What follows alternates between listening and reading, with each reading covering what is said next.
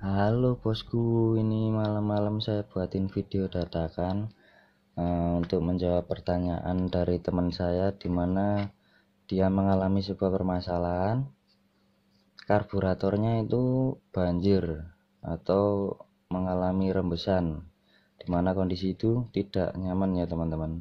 Kabin bau bahan bakar dan juga tidak safety dalam berkendara, bisa mengakibatkan kebakaran.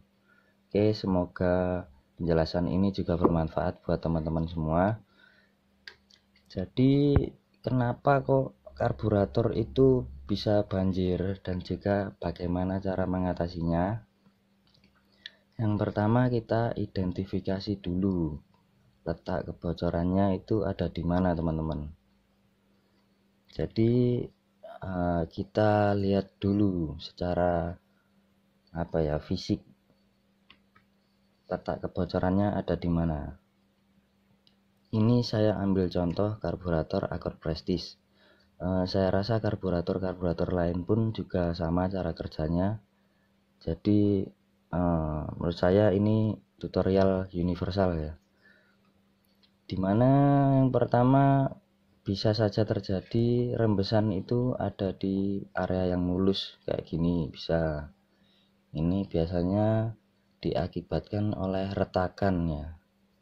Pecah serambut itu bisa menjadi penyebab rembesan bahan bakar di sini. Terus ini tempat lepas jet screw ya. Ada screw main jet primer sekunder ada di sini. Ini kalau di Accord tutupnya besi gini. Atau mungkin mobil teman-teman pakai baut. Nah, kalau pakai besi gini dia pakai o-ring teman-teman atau seal karet. Nah, kalau udah keras atau tidak rata, itu juga bisa mengakibatkan kebocoran. Di sini ini leveling fill level ya, indikator. Ini kalau Accord Prestige terbuat dari kaca teman-teman, diklem pakai 2 baut gini, ada besi di sini. Nah, di dalamnya juga ada o-ring. Nah, itu kalau udah dikasih lem semacam o-ringnya kaku, itu juga bisa mengalami kebocoran atau rembesan di sini. Di bagian sini juga bisa ini join antara karburator bagian atas dengan tengah. Nah, di sini ini pakainya gasket atau packing. Di sini juga kalau nggak rapat juga bisa mengalami rembesan teman-teman. Nanti saya jelaskan lebih lanjut kalau bagian sini. Terus, nah ini juga salah satu bisa jadi penyebab ini. Ini akselerator pump ya. Semua mobil juga ada kalau akselerator pump ini hubungan langsung ke penyimpanan bahan bakar yang di sini. Jadi kalau di sini nggak rapat juga bisa mengakibatkan kebocoran. Ini untuk identifikasi bagian luar. Untuk yang dalam, kenapa karbu itu bisa banjir teman-teman? Nah, ini saya bawakan contohnya. Dalam sebuah karburator itu ada penampungan bahan bakar di sini. Isinya apa? Isinya adalah ya bahan bakar yang masuk dari fuel pump itu ditampung di sini. Nah, kalau di sini bagian penampungan udah penuh, maka pelampungnya akan naik teman-teman. Ini namanya float level ya atau float valve. Nah, ini kalau naik gini harusnya bahan bakar udah di stop, nggak ngalir ke dalam penampungan lagi. Nah, kalau pelampungnya ini rusak, bocor, atau valve-nya ini rusak, ini yang mengakibatkan karburator itu banjir. Jadi aliran bahan bakar yang masuk ke sini ini nggak bisa di stop, yang masuk ke penampungan. Akibatnya dia meluber kemana-mana. Ini teman-teman, valve-nya itu kecil kayak gini. Nah ini bentuknya runcing, ujungnya itu karet masuk di sini.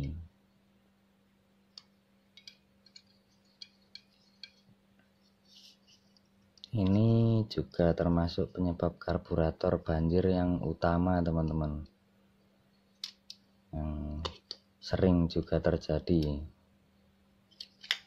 Nah bentuknya seperti ini.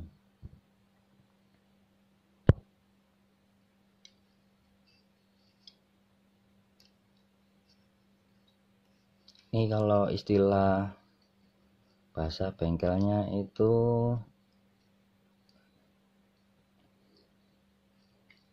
ventilator. Nah kayak gini cara kerjanya.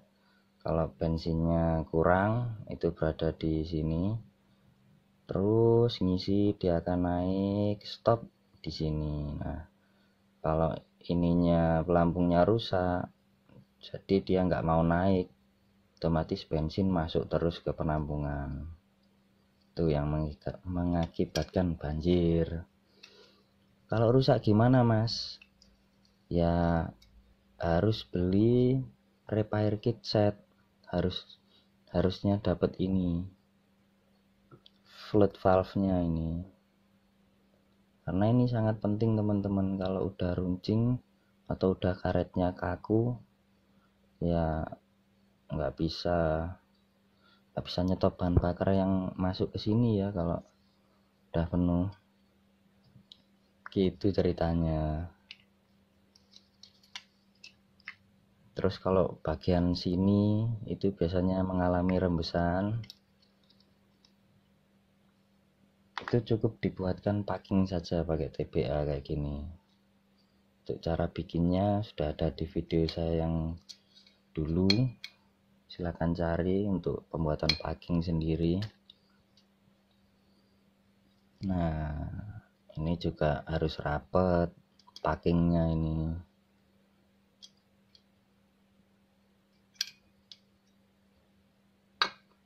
Terus di bagian bawah yang saya sebut tadi, akselerator pump. Nah itu tempatnya ada di sini. Biasanya di sini ada sticknya. Nah akselerator pump itu yang kalau gasnya dimainkan itu dia nyembur lewat sini teman-teman, itu namanya akselerator pump. Kenapa kok bisa terjadi rembesan di area sini? Karena ini langsung nyambung ke penampungan bahan bakar utama ya teman-teman, yang ada di karburator. Jadi kalau nggak rapet di sini juga mengakibatkan rembesan. Nah ini ada pompanya, ini pumpnya, ini bentuknya karet. Nah lubang kecil-kecil ini dia mengarah ke penampungan bahan bakar di sini. Jadi kalau di sini silnya udah kaku atau rusak, ini juga penyebab kebocoran atau rembesan bahan bakar. Itu ya teman-teman. Jadi yang pertama identifikasi dulu letak kebocorannya di mana. Kalau bagian luar aman, baru dicek bagian dalam float valve-nya, terus pelampungnya dicek, packingnya dicek. Kalau itu komponen yang rentan bocor itu aman, ya udah rapat lagi lah. Itu saja penjelasan dari saya. Kalau sulit diterima ya mohon maaf, karena ya begini adanya. Semoga bermanfaat. Salam teknik. Terima kasih.